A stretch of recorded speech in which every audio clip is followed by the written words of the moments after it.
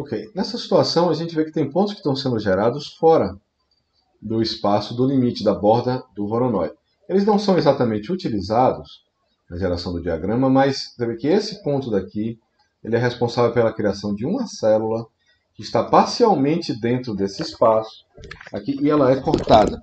E a minha ideia é gerar pontos em uma região, mesmo que o círculo fique na borda, que somente os pontos que estão dentro dessa região são utilizados.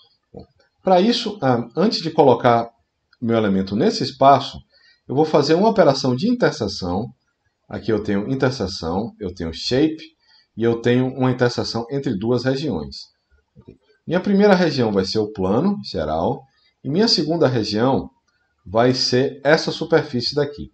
Mas aqui eu noto que ao fazer isso daqui e popular minha geometria, eu estou gerando geometria aqui unicamente na borda. A partir dessa transformação aqui, o meu resultado é uma curva. É simplesmente uma curva e não um plano, uma geometria plana. É uma curva fechada, uma curva plana, fechada, etc. Mas eu quero transformar isso nessa plana. Então, num elemento plano. Então aqui tanto faz isso aqui ser um círculo ou ser uma superfície. O resultado desse elemento é o mesmo. É simplesmente uma interseção com a borda. Eu tenho que transformar esse elemento em uma superfície aqui no final e colocar isso na minha geração de geometria. E aqui temos outra questão. Quando eu coloco isso para o meu componente, o que eu tenho aqui são conjuntos de listas. Dois conjuntos de listas. Eu tenho uma entrada aqui D1, um valor com um stream só, uma única lista, com 175 valores. E eu tenho na minha entrada 2 um valor com 47. E aqui no final eu tenho duas listas. Uma com 175 e outra com 47.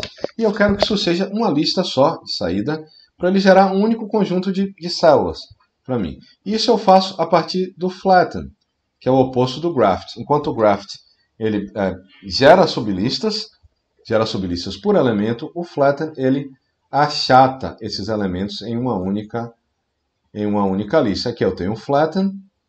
A partir daqui, esses elementos são uma única lista que estão dando entrada e eu não tenho mais aquela geração dupla.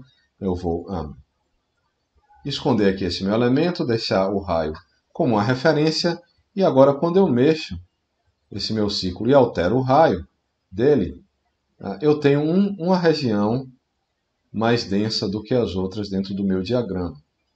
Isso aqui está sendo gerado de forma mais densa. Ok? Vamos lá.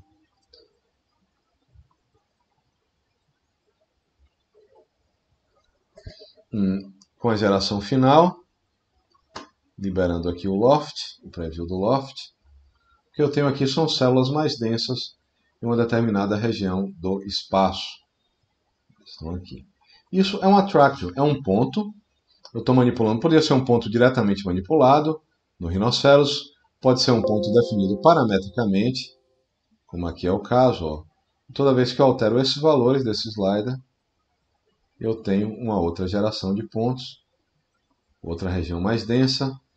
Com poucos ajustes a gente pode ter dois círculos ou mais. A gente pode aumentar esse raio daqui. Ok? Diminuir um pouco os valores aqui de geração de pontos. E aumentar a diferença entre esses dois elementos. Okay? Então isso é uma possibilidade. Vamos ver outro exemplo de attractors com a linha em seguida.